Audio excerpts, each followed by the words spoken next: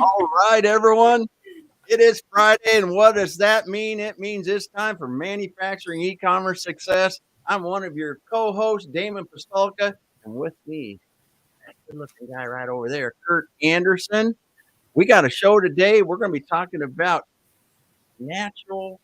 I can't even see the title right. Natural solutions that enhance animal performance. We're going to be talking with BioMatrix. We're going to be talking with Todd and Mariela, and we're just going to have some fun because, Todd is an atypical CFO, fractional CFO. I just say his story is cool. The BioMatrix story is cool. So, Kurt, take it away. We're going to get going here. Dude, Damon, happy Friday, my friend, and welcome everybody to the program. Drop us a note. Let us know that you're out there. We have an extremely exciting, juicy story for you today. Damon, dude, are you sitting down for this one? This is going to be hot and heavy. So let's do a couple intros here. So Mariela Miller, happy Friday, my friend. How are you? Thank you for joining us. Good morning, Kurt. Happy Friday to you too. Thank you for inviting me. Well, it's such an honor. Podcast. Oh, it's an honor, privilege to have you here today. And so I've had a great time getting to know you, your team. And then I want to slide over to my dear friend, Todd Churchill. Todd, happy Friday. Thank you for joining us. How are you, my friend? Thank you. Doing well. It's a gorgeous day in Minnesota. Well, it's a gorgeous, you know what? It's just a gorgeous day everywhere. Regardless of what it is outside, it's good to be alive. We're going to have just a great, vibrant conversation. And Damon, I should probably gone with a little different title. We're going to dig into entrepreneurship. We're going to talk about there's, I don't know if you know about this. Entrepreneurship is sometimes entrepreneurship is sometimes a little challenging. Damon, did you know that? It's a little bit tough. Once in a while, it's a little bit, that's why I don't have any hair left, right? So let's dig in. So Maria, I have a little question that I'd like to ask you before we get things started. So I go, you know what, Todd, Mariela, I go a little personal. I have two different questions that I'm going to ask you guys to start the program with. Yeah. So Mariela, here we go. Now, it's a little bit of a curveball. You didn't know that this one was coming. I'm not going to get technical though. Okay. Now, as a little girl growing up, who was your hero? Who did you look up to? Who did you admire? Who was your hero as a little girl growing up? My mother, I would say. Okay, perfect. Let's hear about mom. Why was mom your hero growing up? It's funny because your question has so many angles that I can look at it from. I grew up without a father figure and without a mom figure. Mm-hmm. My mom was there with us on a monthly basis, would visit us because I grew up with some relatives. So every time my mom came to visit us, she came with all kinds of things for me, So she was my hero because I knew that no matter what, she was far away, but she would come to me, she would come back for me.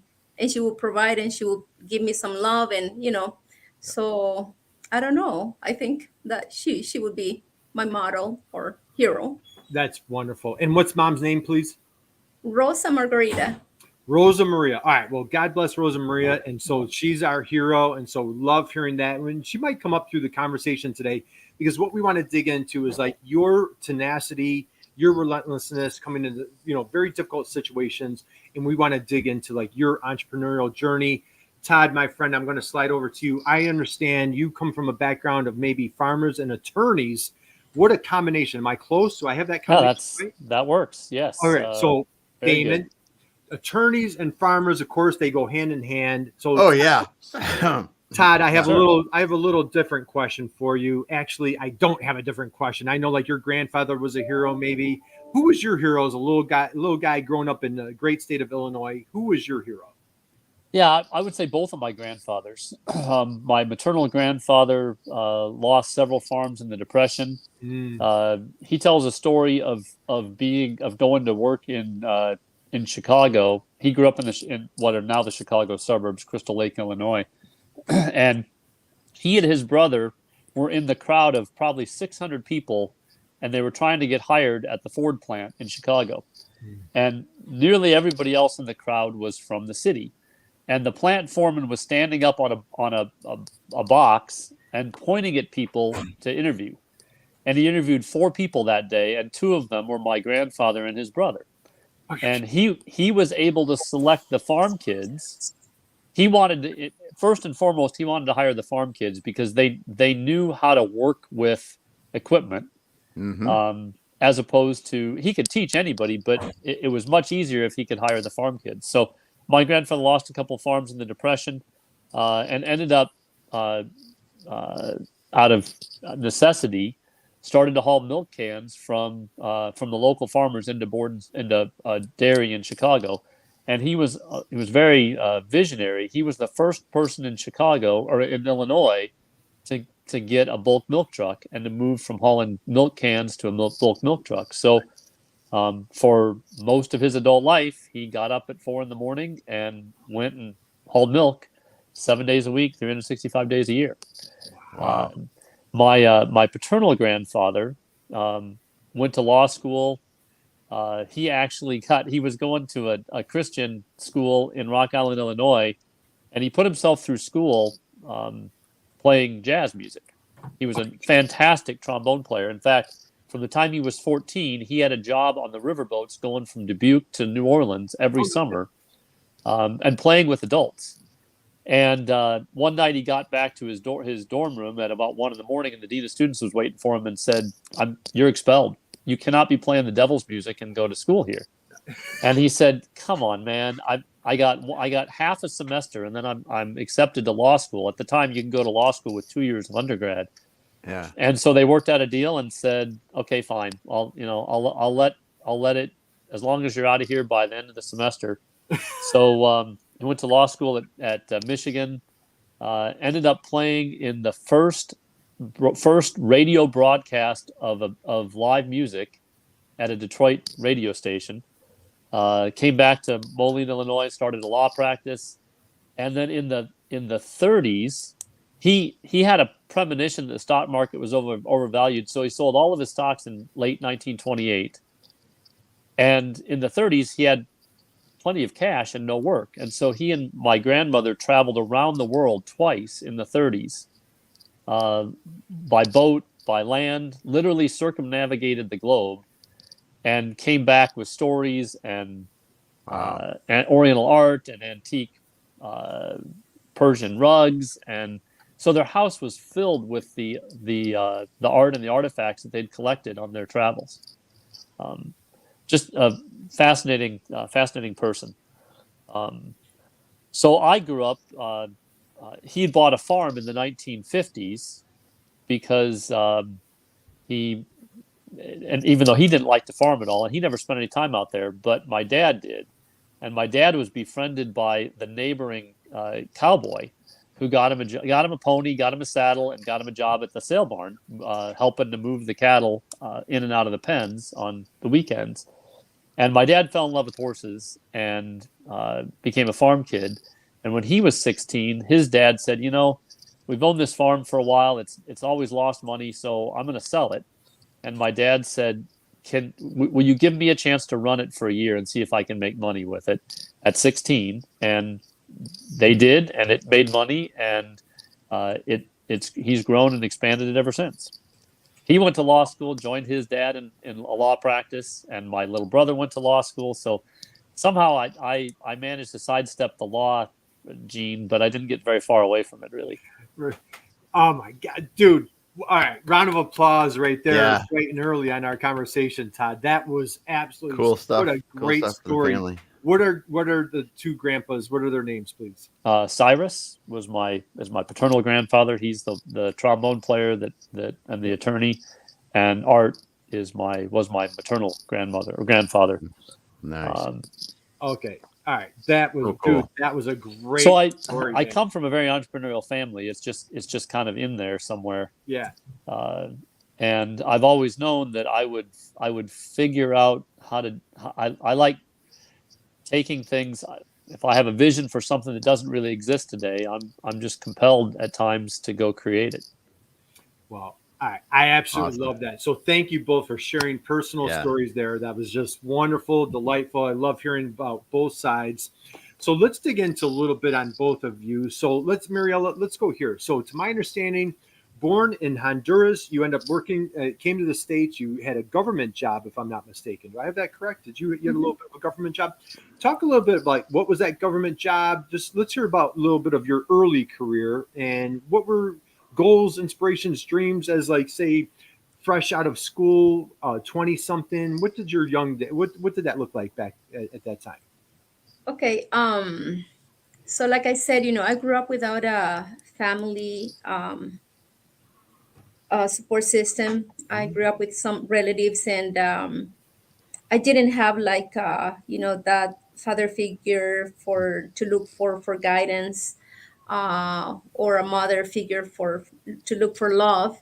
So since I was a child, I learned to stand up for myself.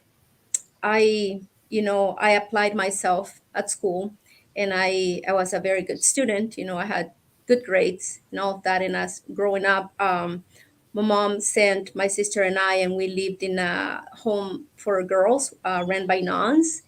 And then, in Honduras, the education system is different. You go from first grade to sixth grade, and then 3 more years of middle school.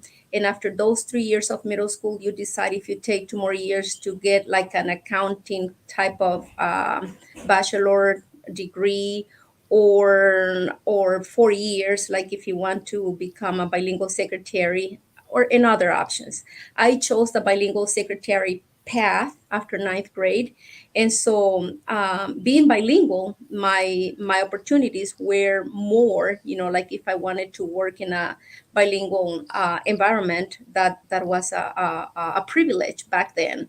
And so after 3 years of after graduating and working with the Honduran government and with private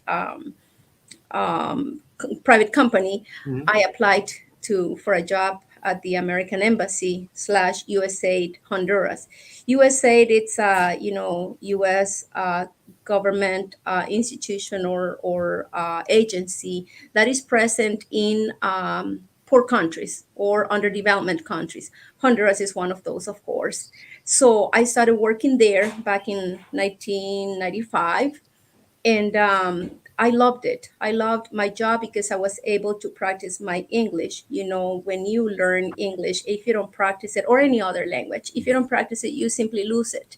And so being able to work in that environment allowed me to just enhance my language skills, and learn so many different things. So I worked as a secretary there for many years. Then I was promoted to, admin assistant, and then as a payroll, and I escalated. I was working there for 14 plus years, close to 15.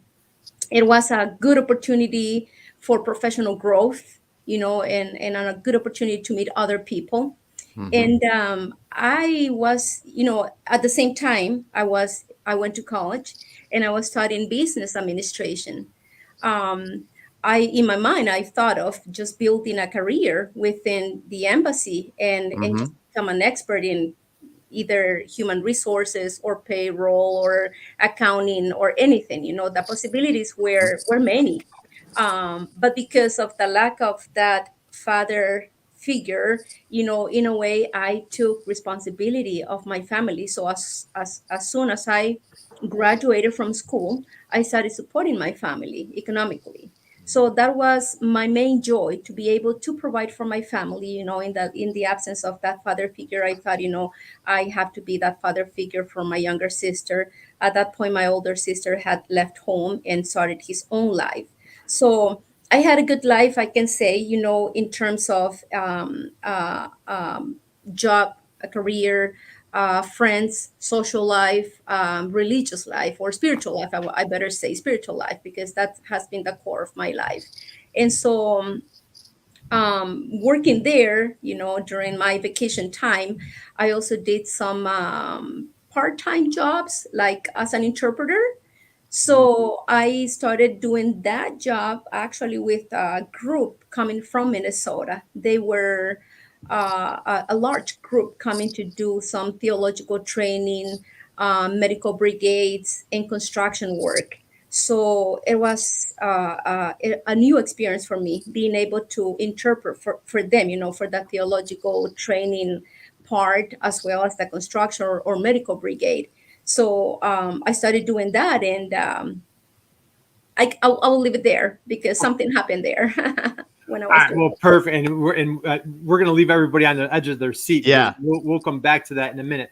But so much unpacked there. You come to another country, and again, just the adventure, the excitement, the inspiration of what you did with your early career, and so admirable that you come in and you're taking care of your family economically. So again, we applaud you for that, Mariela. So if you're just joining us, we're here with Mariela Miller, the CEO of BioMatrix International. We're here with Todd Churchill. Todd, I want to slide over to you, my friend. So we got wonderful background on Cyrus and art and just legal eagles in your background, a lot of farming. You take your talents, your superpowers, and you do a combo. You do a combo of you've dedicated yourself to sustainment and just thoughtful eating is a word that you've taught me, or a phrase that you've taught me.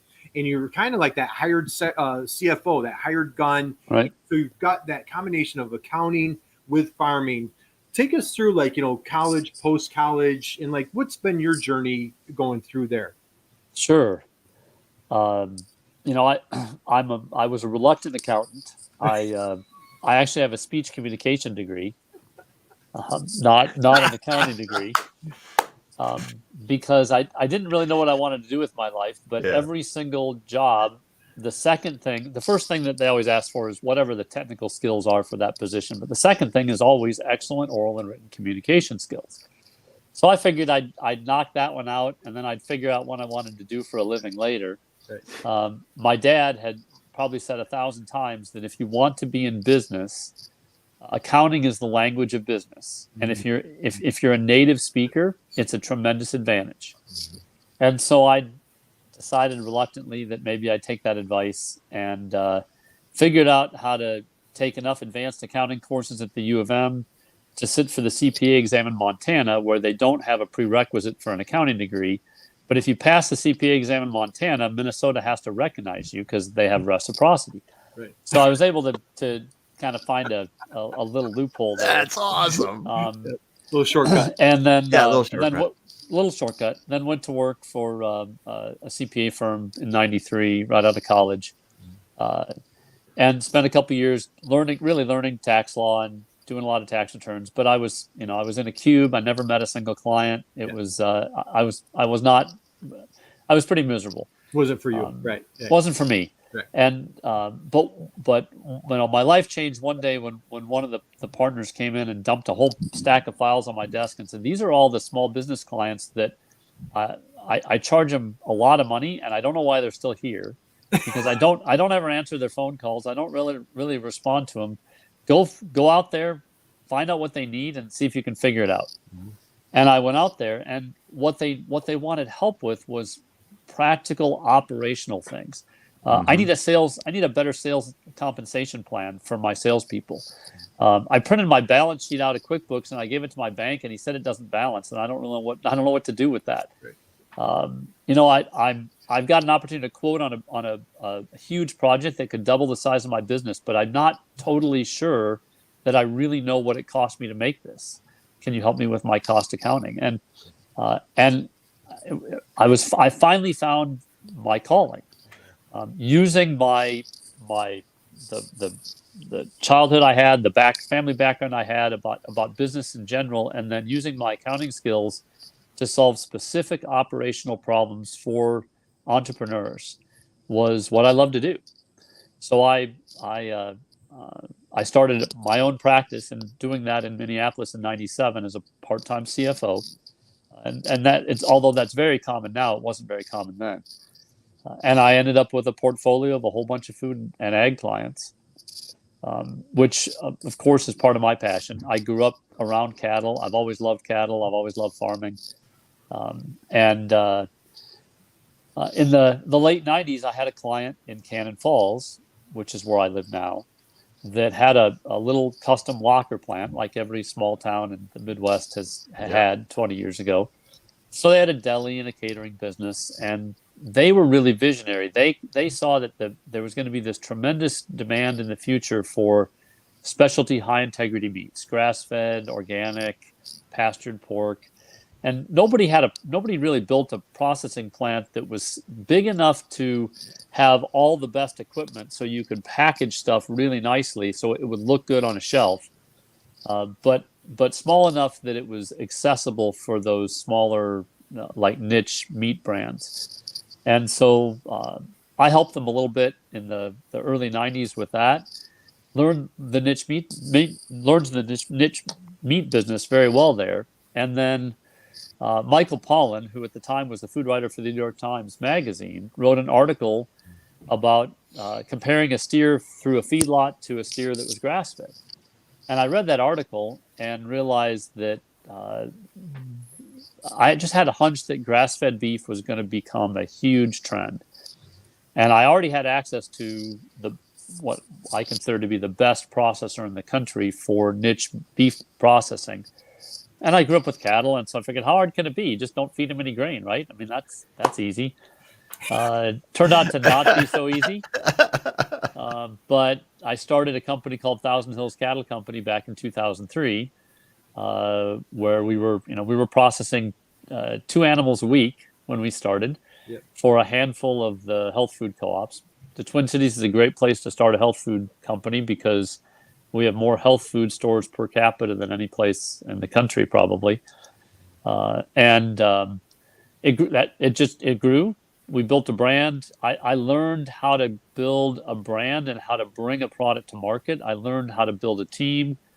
And my original business plan was to sell a product for twice as much money to customers who didn't know why it was better. And it was a product that I really didn't know how to make.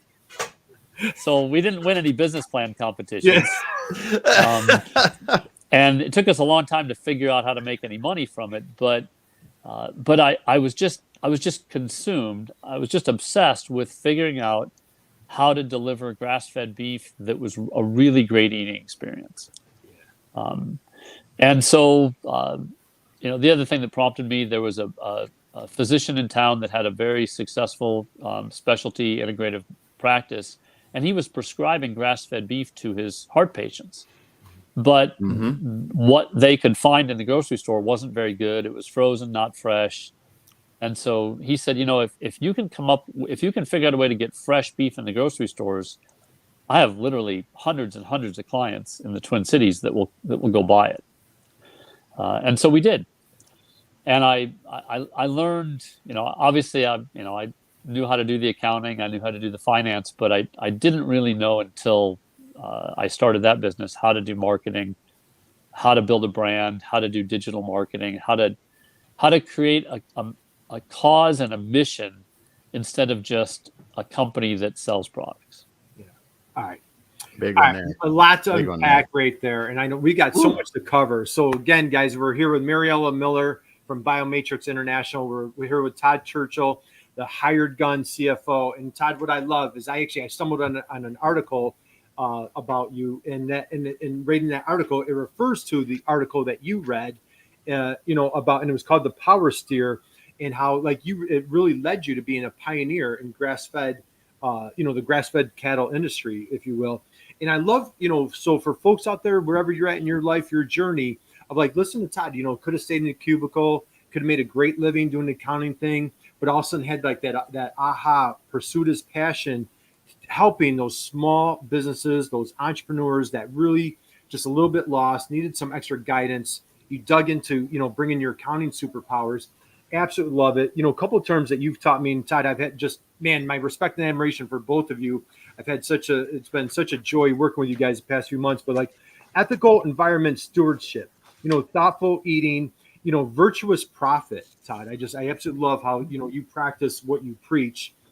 Let's slide into this. Damon, I'm going to go, you're the farmer. I'm going to pull up a little video for us right now. But Damon, you grew up on a farm. I know you're totally geeking out right now. What do you think of this conversation so far? It's great. It's great. Because there is something about farming that calls you. And when you're called, you don't do it for the money anymore. Right. You don't do it for the money. So, all right. Mariela, what I'm going to do is am I sharing that? That's a little funky. You're sharing. We got the infinity screen. There we go, dude. Now right. we got it. Let's make that full screen too when you do it. So, Mariela, I'm going to go. If you can tee up this 2008, if I have the year correct, a little something happened in your life. Do I have the right year? Am I close? 2008, yes. Okay, I'm going to play this little video for everybody. So everybody sit back, relax, and enjoy this video. Here we go. oh, we're not hearing it. We're not hearing it, Kurt. You can't hear it? No. How about, we've had this happen before, Damon. Why is it not? What's the sound? Is there a setting that I'm doing wrong? Yeah. How about, you know what? I'm going to do this. I'm going to stop sharing for a second. Do you know what that setting is? No, let me see here. Jump on their website. Mariela, Damon will get this figured out. I apologize about that. I thought I had the sound all worked out with my settings, but Damon, if you could take a look on that. Yep, I'm going to do it. Mariela, right in 2008, you were working at your government job, and just, can you tee us up a little bit into, like, we're going to segue into this video. What did something happen? What happened in 2008 in your world? I know that the economy took a little hiccup. What was going on in your world? Yes, no, well, in 2007, actually, is when I met this person, when I was doing the part-time job as an interpreter. I met one person who was part of that mission group in Honduras. And then in 2008, I'm going to go very fast in time on the timeline. In 2008, we got married. And then in 2009, I quit my job with the U.S. government. When you marry an American, people will think, oh, she wants to move to the U.S., she wants to get a green card. That was not my thing. I actually had a very good job and nice life in Honduras. And I married my husband because I just thought he was the most wonderful man in the world. And we got married in Honduras, and the idea was to stay and live in Honduras. It happened that Guy had this small business here in Minnesota. And when you have a business, you have to run the business. Either you run it by yourself or you hire someone else to run the business for you. I think Guy understood that even though he wanted to be in Honduras with his wife, his business needed him here in Minnesota. Yeah. So he had to stay here. And at that point, Mariela had to make a decision. You cannot have a marriage virtually, right? Or by remote control. No, you need to move with your husband, be with your husband. So I quit my job in 2009, and in 2010, 11, I moved to Minnesota.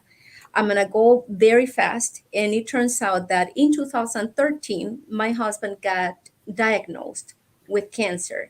It was a hormonal cancer that is not common here in the United States. Actually, they said that only 3% of the population in the United States suffered this type of cancer. So, and they said there's no cure for it. So Guy had to start a trial treatment with Mayo Clinic. And that's when another journey started for us as a family and for me as a wife, as a mother. In 2017, my husband passed away. I'm going super fast on this because I know we are sharing the story with Todd, and but Guy passed away. The business was a very good business. Guy was a scientist. He was a microbiologist and an entrepreneur. And like Todd was saying, Todd has a vision, or, he works in that way where he knows he can do something and he goes for it. That was my husband. Guy, several years ago, back in 1997, actually, is when he founded BioMatrix. And back then, being a scientist and being a visionary, being an entrepreneur, he knew that there were natural solutions for animal feed. And back then, it was not the thing in the United States. It was not something that the industry would talk about or say, yes, this is the route you have to go. Actually, he was called the Fufu Dust Man because he said, nobody believed that his ideas would actually work out. He believed in those ideas. He knew, and he stuck with that plan, and he went for it, and he developed great technologies for natural solutions for animal feed. And so 1997, Guy built BioMatrix. 2017, Guy dies. Mariela, who does not have an entrepreneurial path, is not a business person, is not a scientist, nothing to do with the business. Whatever I knew, if you play that video, when you play that video, you will hear from me saying, I did not know anything about the business. Whatever I knew, I learned it from Guy, through Guy, because he was a great communicator and I like to listen and talk, more talking than listening, unfortunately. But I used to listen to Guy stories every single day. He would come home and share about his day and challenges and decisions and everything about the business. And, he would talk technical items with me that I would not understand at all, scientific information that I would not understand anything that he was talking about. And he was so patient, talking with me, sharing all that knowledge with me, and I was learning from him.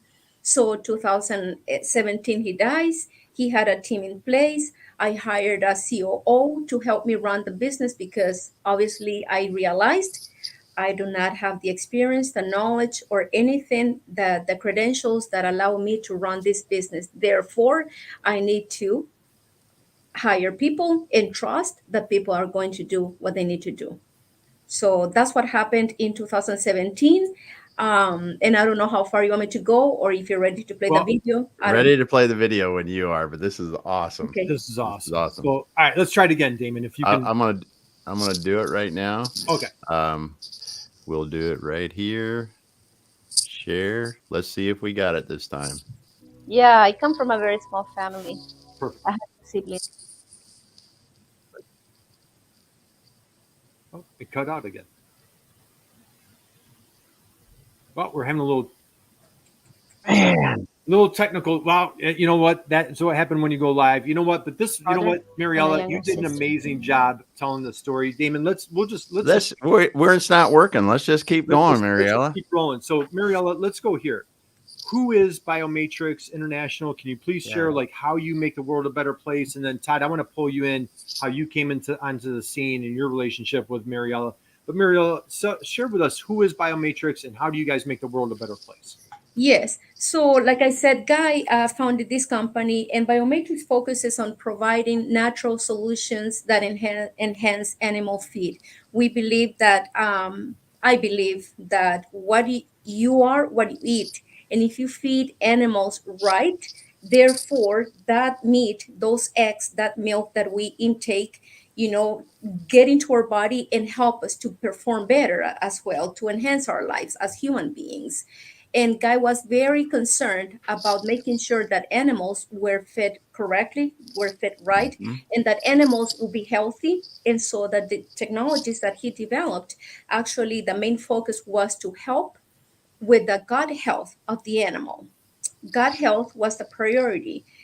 In turn, that helps the animal to perform better and to produce more. So for poultry, to produce more eggs, to have a better quality of meat for broilers, for swine, So BioMatrix has focused on making sure. Back then BioMatrix was a pioneer. Nowadays, of course, with so much competition, we have strong competition out there in the industry. And yet after 26 years, BioMatrix continue being relevant in the industry because not only those technologies that Guy created with are the core of the business today, we continue investing in research and development to come up with new products, new solutions that help us, making sure that those livestock animals are well fed, produce, and perform better, and not only for livestock but for pet too. So we provide technologies for pet, and like I said, don't ask me too much technical information because when it comes to technical, I get really excited because the level of knowledge that I have acquired through my technical team, it's good, but it's not as high of obviously not being a scientist to be able to provide you with the information that you might need right now, but that's what we do. But you, if this is, I've heard of this before BioMatrix too, because I've had people talk to me in the past about feeding the animals the right product so that, like you said, the eggs and the meat that they produce from them is healthier, has more nutrients and more of the things that we really want them to have in them. Correct. And without antibiotics. Yeah, without antibiotics. That's Yeah. the beauty of Yeah. our business. We've been doing something for so many years without antibiotics and proven that those solutions really work. And nowadays we have more data that shows that our products actually perform at the level of an antibiotic. That a chicken would perform great with our additives and ingredients, the same as if they were being added antibiotics in their feed. That's incredible. I love it. And so Mary, I'm going to come back to you in a minute because I want to talk about, Peter Drucker, one of the greatest consultants of the 20th century, talks about the accidental entrepreneur. And, certainly what, a lot of us find ourselves as the accidental entrepreneur, whether it's something beyond our control or in your situation, a very difficult, challenging loss. But you have an amazing, incredible team. So if the team's out there listening or they catch us on replay, I'm going to give a shout out to Chris, Kevin, Dr. Alamanda, Dr. Meg, Damon. They have just really the Hall of Fame team that they put together. Cool. And of course, you have Todd on the team. Todd, share with us, again, pioneer in the grass-fed industry. You've dedicated your entire career to this thoughtful eating, farm kid, everything about what your career represents. How did BioMatrix come on your radar and just share your role here? That's a great question. So after selling Thousand Hills in 2015, I kind of restarted my consulting practice and focused exclusively on specialty food, what I'll call natural and organic food and ag industries. But the things had gotten so complicated, it's very hard to be a soloist consultant. I don't know everything about everything. And so one of the other families and businesses that sort of grew their business alongside of mine was Cedar Summit Farms, which had a glass bottle non-homogenized milk business out of New Prague, Minnesota, and it was the Menard family. Well, I happened to see an ad for Clifton, Larson, Allen was looking for someone to lead their what they call BizOps, which is part-time CFO, controller, and bookkeeper work in southern Minnesota. And I was skeptical. I mean, I haven't worked for anybody else since 1997.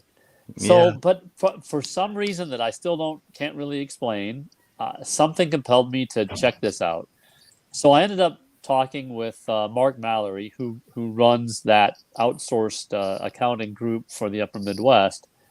And I was like, yeah, maybe it's kind of interesting. And he said, well, before you decide, I want you to talk to Linda Menard, who works very closely with me. I said, wait a minute, like the dairy family? It's like, yeah, I think her family was in the dairy. So I knew Linda and I knew her family really well and had tremendous respect for them. And so I decided to take a chance and take this position and actually go to work for a very large organization, Clifton, Larson, Allen, CLA. It's the 8th largest CPA firm in the country. We have 9,000 employees, 120 offices. And the thing that makes us different, I mean, CPAs do all the same stuff. We do taxes, we do audits. What makes CLA different is we're really focused on hiring people that have direct industry experience. Right. And so I told them when they hired me, this probably isn't going to work because I don't do well in large organizations and with a lot of micromanaging. Todd, can I interject one? I want people to just digest what they're like, and I guess I'm using digest as a pun, but here's a guy that started Thousand Hills. You know what? And Damon, Todd is just an amazing father of 6, man of deep faith. And so Thousand Hills, if I have the story correctly, it comes from a Bible verse, and you built just a wonderful, powerful company, and you were on the Inc. 5000. So like anybody out there that's an entrepreneur and tries to go to work for somebody, let alone a big firm, that's not the easiest. And so it sounds like it was almost like another calling. You went with your gut and It was kind of went against your Just- grain. And I apologize to interrupt. right. No, that's I wanted good. to set the tone of like, this is an Inc. 5000 guy going to a company, but please continue. Please continue. So I merged my consulting practice in with Clifton, Larson, Allen, and took over the management of the.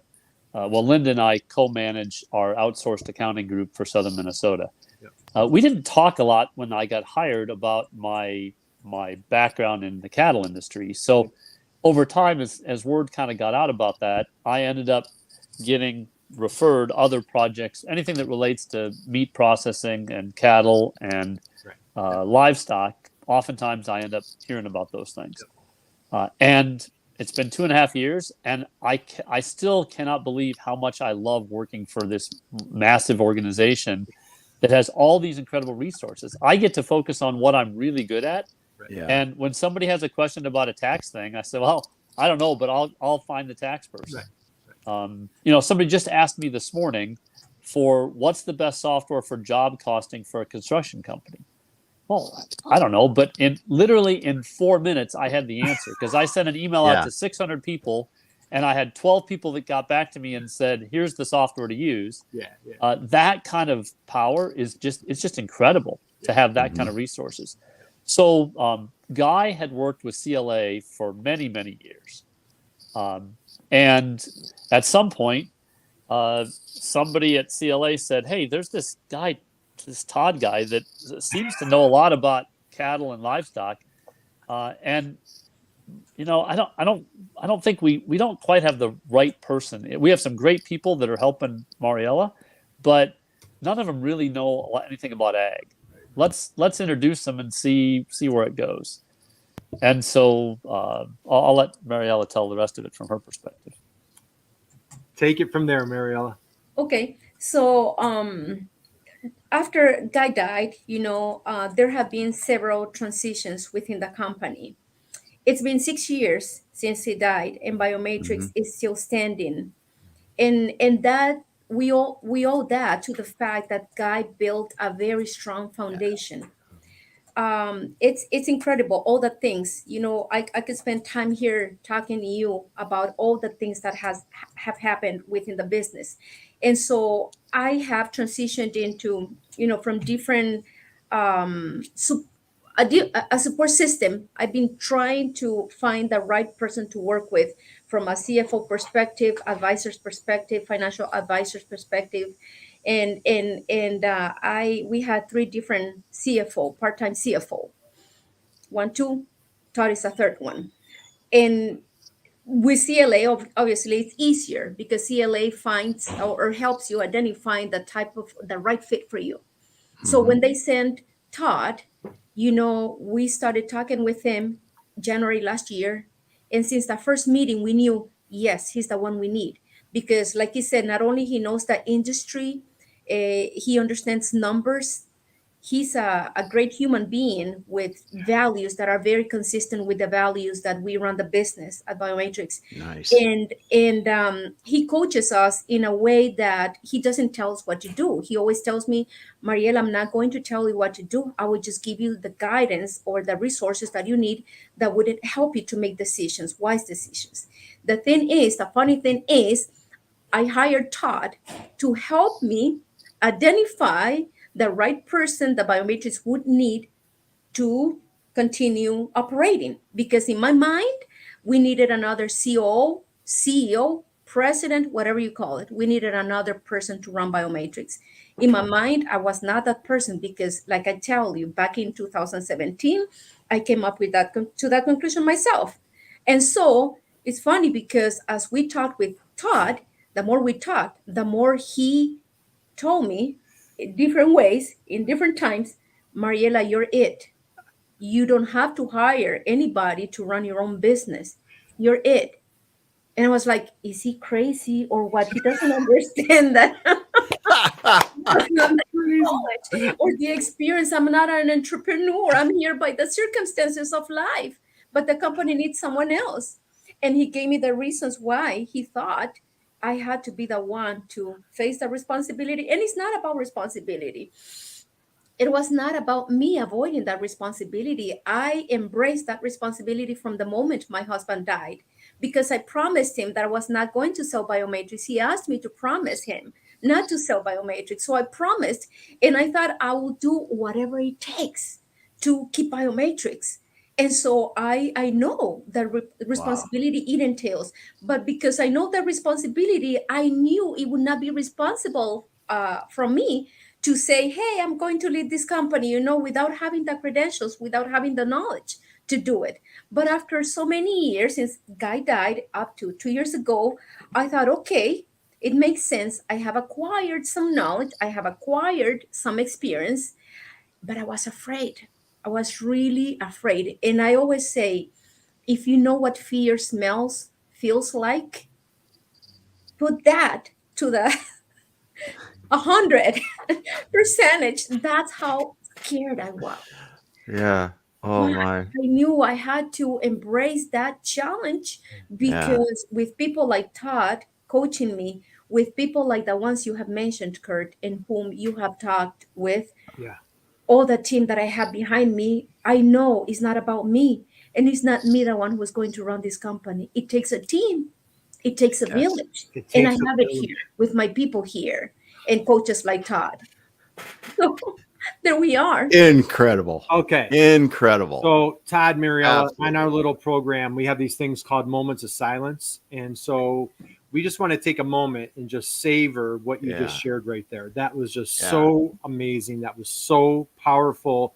Todd, curious minds want to know, what on earth did you see in Mariela where you felt like you are it? Take us there. Well, BioMatrix for Mariela was a foster child. It wasn't something she chose. It wasn't her own, and she was managing it as a steward and trying hard to be a good steward for the memory and to honor Guy's memory and to honor what he'd created. And what I recognized was that BioMatrix was never going to be successful, and it was never going to be satisfying to own, and it was never going to be satisfying as an employer for other people until Mariela decided if she was going to adopt it and truly make it hers, not because out of an obligation to Guy, not out of a desire to honor Guy, but because it's what she wants to do with her life. And so over a course of about a year, we talked about this. And I think most of the other people that she brought in to either as employees or as advisors looked at her and immediately came to the same conclusion that she did, is that you need to sell this thing before it completely disappears. You're going to either run it into the ground or you're going to sell it, because you have no chance of running this. And that's not my call to make. That's not my responsibility. The greatest danger of a good consultant is to take over the vision of your client. Mm-hmm. And it would have been so easy for me to do that, and I was very conscious that was not my job. That was not my role. If BioMatrix failed because Mariela wasn't up to the task of running it, so be it. My job was to make sure that Mariela didn't go through the rest of her life unsatisfied, trying in a frustrated way to honor something that she didn't really own. And so when we talk, I would just, at the end of the day, you have to decide, do you want to own this business, and do you want to run it? And if you do, you don't need anything. That's all you need. You just need to claim it and make it clear to everybody that this belongs to you, and that you're no longer here by circumstance. You are here by choice.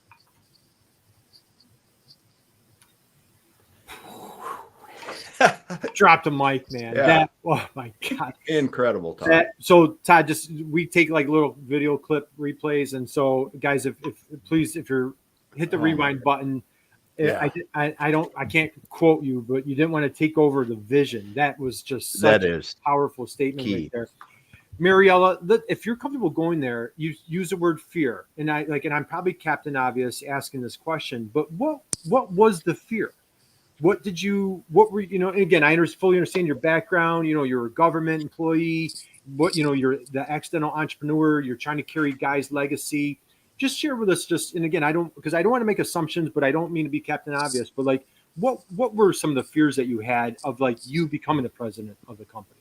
Many fears. I feel that the first one was feeling inadequate for the job, the lack of experience, credentials, the fear of not being accepted by my team because my team was used to other leaders.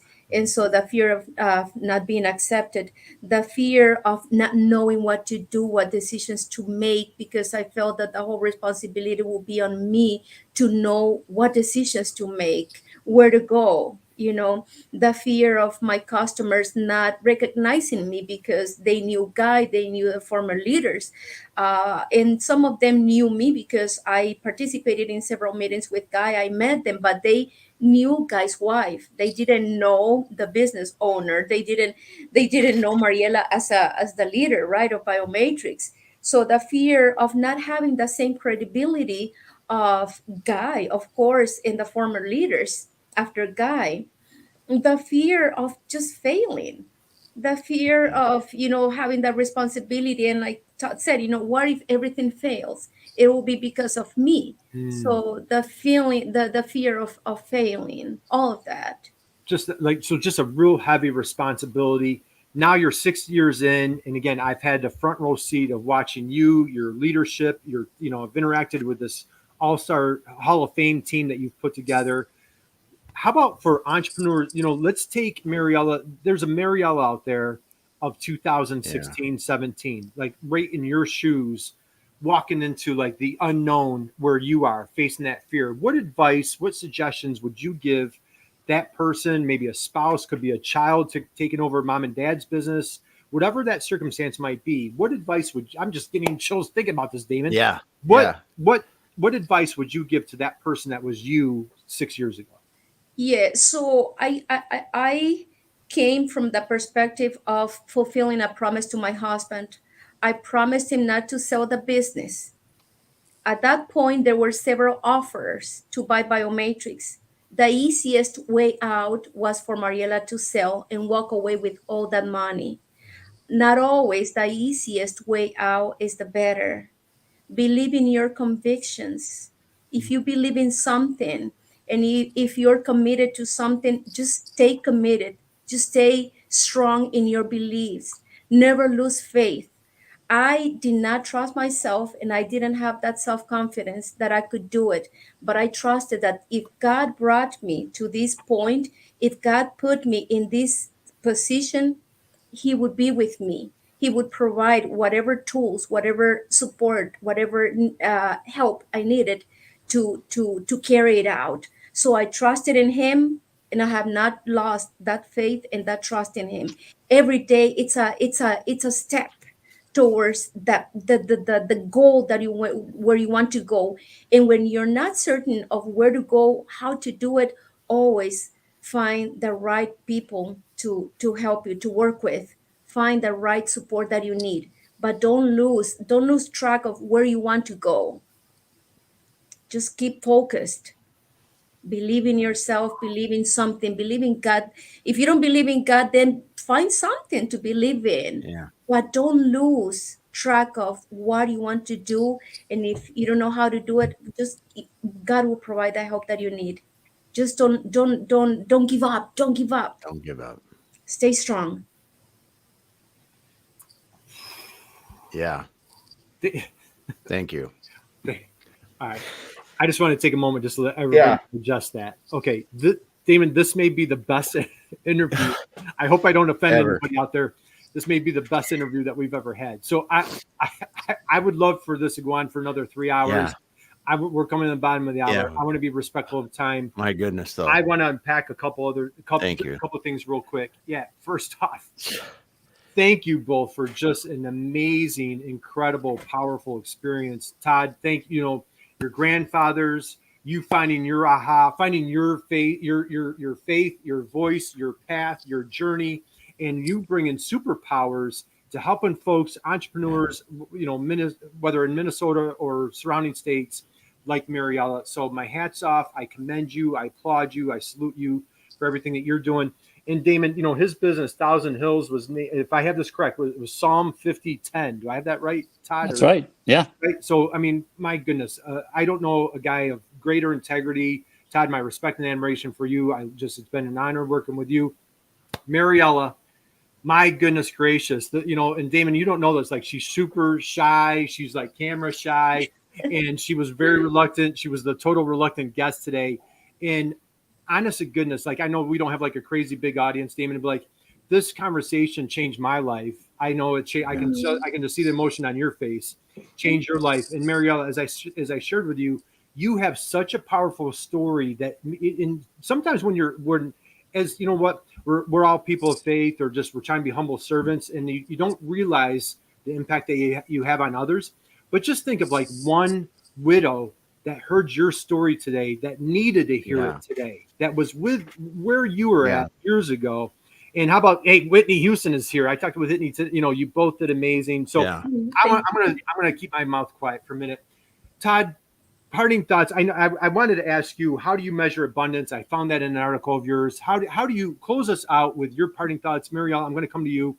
How do you measure abundance, or any parting words of wisdom on our conversation today? Well, a life of abundance is one where you're just leaving every interaction as much as possible better than you found it. Every person, every interaction. In a business context, it's just going out into the world and improving other people's lives. So good. So good. All right, we need to savor that one. Yeah. For a moment. And Please. growth is really simple. Growth is simply a consequence. If you do good work, growth is the reward for doing good work, is the opportunity to do more good work. Mm-hmm. And you can spend a bunch of money on digital advertising. You can convince people to try your products or services for a while, but if your customers are truly benefiting, if their life is enriched because of your product or your service, you're inevitably going to grow. And what CLA is really good at is bringing the business systems that support that growth, so that you don't have to simultaneously get good at delivering the product and service and building the back end business systems to support that growth. Okay.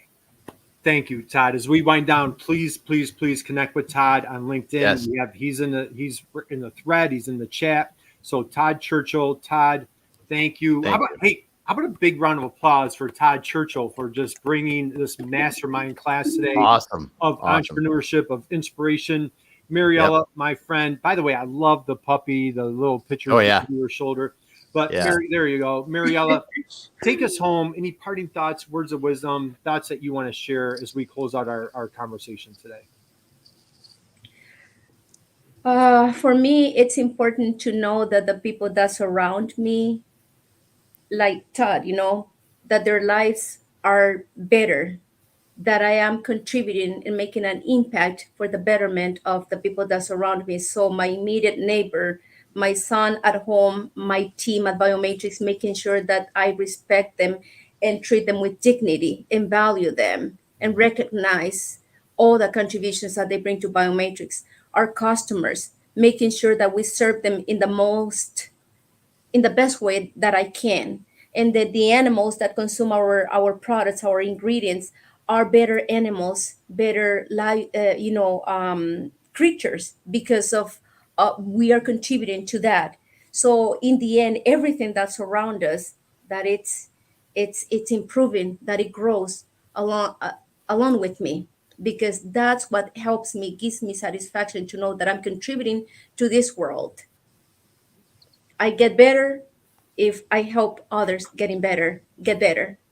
Oh, I hope incredible. I get better by helping others to get better. So, all right, first, This was Yeah. this was truly Thank a you. privilege, just an honor. Yeah. Anybody catching this live, catching this on replay, please Rewind, check go out back. BioMatrix International. Connect with Todd, connect with Mariela, follow these guys. You just, Yeah.